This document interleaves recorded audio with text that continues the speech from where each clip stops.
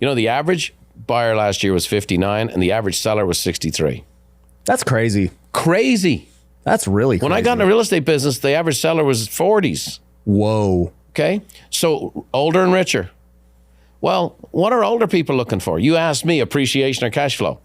If I'm sitting in your spot, it's all appreciation, baby. I'm trying to build up my net worth. Yeah. I've done pretty good. So now I'm turning it all into cash flow, and I don't have a lot of time, so I want cash flow instruments. If I'm 63 years of age, I'm looking for, can I get fixed income? How about I get fixed income on a property I used to own? Yeah. It's secured by real estate. If you don't pay it, I'm going to own back the property that I used to own. Yeah. Pretty secure investment, and I'm going to get guaranteed fixed income. Yep. And you come along and you say, hey, I'll give you 6%. So you're seller financing a lot of your stuff. No, I did. I don't do that anymore. I mean, I'm at this a long time, so compounding's happened, and I only buy cash today. Got it. Okay. Yeah, it's funny because Dave, when I was interviewing Dave a couple of weeks ago, he's like, yeah, I mean, I own $700 million of real estate free and clear. Yeah. I'm like, wow, that's pretty good. Yeah. Here's and it's brilliant, and he's the real deal, and he's not exaggerating. Here's the thing. How does that encourage a 25-year-old? Right. Or a 30-year-old or a 32-year-old? So for me, I would say this. I am not nervous about debt if people are willing to sacrifice for it. You remember when you got into real estate in 2010 and the market was upside down and everybody was foreclosed on? Yep. How did that happen? What went on is that people got 0%, 100% financing on properties. They had no skin in the game, Ryan. Yeah. So when the market went down a little bit, they just walked away from the properties. Yeah, they had nothing to lose. So they had nothing to lose. So they went away. And then people who actually put money down lost theirs because the market fell so much. So it started with the 100% loans. They had no skin in the game.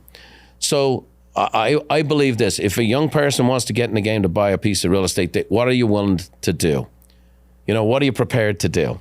Well, when someone comes to me, and I mentor a lot of younger people, and they ask me about buying real estate, I ask them, what are you prepared to do? Are you prepared to get a little side hustle? Yeah. Are you prepared to cut back? Okay, so great. I love snow skiing. I go to Mammoth Man. I go for 10 days. Great. Can you go for 3? Yeah. How bad do you want it? And here's what's honest. A lot of people say no. No. You have to be willing to sacrifice something. And if you do, real estate is hard at the beginning and easy at the end.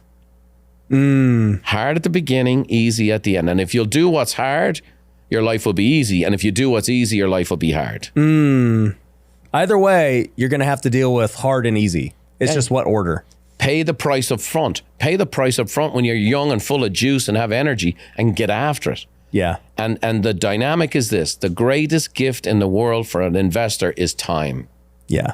Because if you make a mistake, if you hold it long enough, it's not a mistake.